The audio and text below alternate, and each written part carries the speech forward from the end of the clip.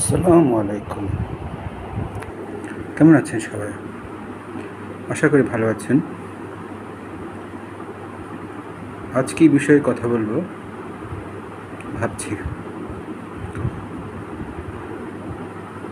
দেশের কিছু অস্থির সময় পার করছে। পট পরিবর্তনের সময় বাংলাদেশে। এই পট পরিবর্তনের সময়ে প্রতিটি রাজনৈতিক দল বা জোটগুলো চিন্তা করছে কীভাবে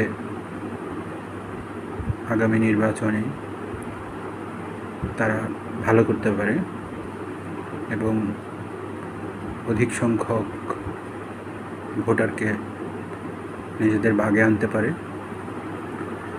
সেই হিসেবে কিছু প্রদর্শনীমূলক শক্তিমত্তা বা মিডিয়ায় দেখানো যায় এরকম কিছু কৃত্রিম সংকট আমরা দেখতে পাচ্ছি। যেমন জাতীয় পার্টির অফিস, ঢাকার অফিস পোড়ানো এবং দেশের বিভিন্ন জেলায় তাদের অফিস ভাঙচুর এবং গতকাল ঈদে মিলাদুন্নবীর জশ্নে জুলুস পালনকে কেন্দ্র করে চট্টগ্রামের কিছু জায়গায় বিক্ষিপ্ত সংঘর্ষ, 144 ধারা জারি এবং এছাড়া ধর্মীয় কিছু আকিদা, বিশ্বাস এবং ফান্ডামেন্টাল কিছু বিষয়কে কেন্দ্র করে দুটি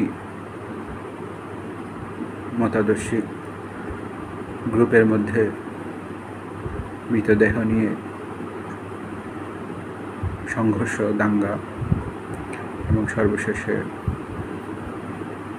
মৃতদেহের প্রতি অবমাননা, এই বিষয়গুলো দেশে ঘটে গেছে এবং সরকার এই ক্ষেত্রে নির্বিকার, কারণ এটি রাজনৈতিক সরকার নয় এবং তাদের সেই মোরাল অব্লিগেশন নাই যে তারা এইসব বিষয় সমাধান করতে পারে এবং তাদের সেই ক্ষমতাও নেই এবং প্রশাসন এক্ষেত্রে চেয়ে দেখা ছাড়া কিছুই করতে পারছে না, কারণ তারা খেলার পুতুল হয়ে গেছে রাজনৈতিক নেতাদের।